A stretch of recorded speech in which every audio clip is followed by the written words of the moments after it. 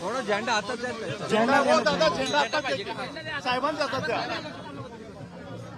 चला थोडं पुढं. चल फोटो.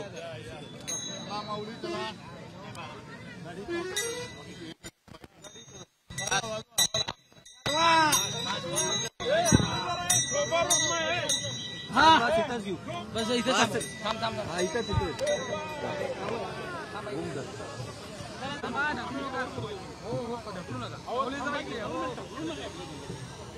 दाबू नका.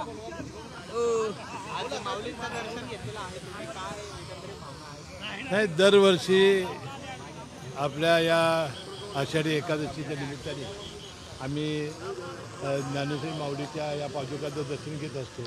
याही वर्षी मी घेतलेला आहे आणि मला फार मनापासूनचा आनंद झालेला आहे. काय माऊलींकडे काय मागणं आहे?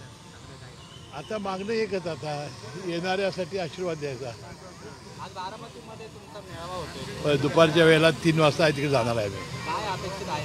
काय रणशिंग? आम्ही रणशिंग असं बघणार आहे की आमची राष्ट्रवादी अजित पवार गटाच्या जास्तीत जास्त जागा निवडून याव्यात आणि पुन्हा एकदा महायुतीची सत्ता यावी, हे मागणं मी केलेलं आहे.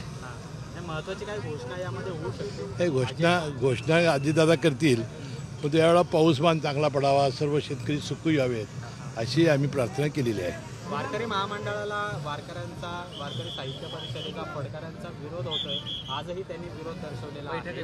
काय नेमकं सरकारचं म्हणणं आहे? नाही, मुख्यमंत्री आणि दोन्ही उपमुख्यमंत्री आता गांभीर्याने विचार करतील.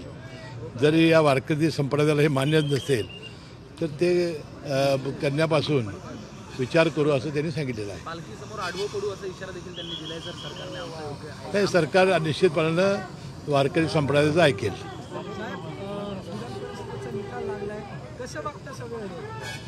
नाही, हे होणारच होतं. हे महायुतीच्या सर्व जागा निवडून येणार होत्या, कारण त्यांनी एक जागा जादा उभीच करायला नको होती महाविकास आघाडीनं. त्यांना माहिती होतं की एक जागा आपली पडणार आहे, त्यांच्याकडे मतही कमी होती आणि त्यामुळे अपेक्षेप्रमाणे महायुतीचा विजय झालेला आहे. सर, आजच्या मेळाव्यामध्ये विधानसभेच्या जागांसंदर्भात काही निर्णय होऊ शकतो? आजचा निर्णय काय होणार नाही. निर्णय हा तिघं नेते बसून ठरवतील, परंतु आमचा राष्ट्रवादी काँग्रेस पक्ष यावेळेला सर्वात जास्त पक्ष म्हणून येण्यासाठी आमचे प्रयत्न आहेत. गेम वगैरे मी म्हणणार नाही. लोकशाहीमध्ये पराभूत होणं, जे विजय होणं ह्या प्रक्रिया आहेत. मतं कुणाची फुटली? आता आज आलेलं आहे पेपरला सगळं. तुम्हाला काय वाटतं? तुम्हाला आता कुणाची फुटली असतील?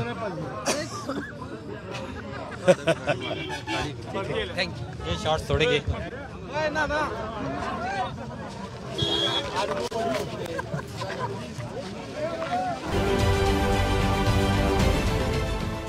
देश विदेशातील प्रत्येक घडामोडींचे लाईव्ह अपडेट मिळवण्यासाठी आता साम टीव्हीच्या सर्व सोशल मीडिया प्लॅटफॉर्मला लाईक, फॉलो आणि सबस्क्राईब करा.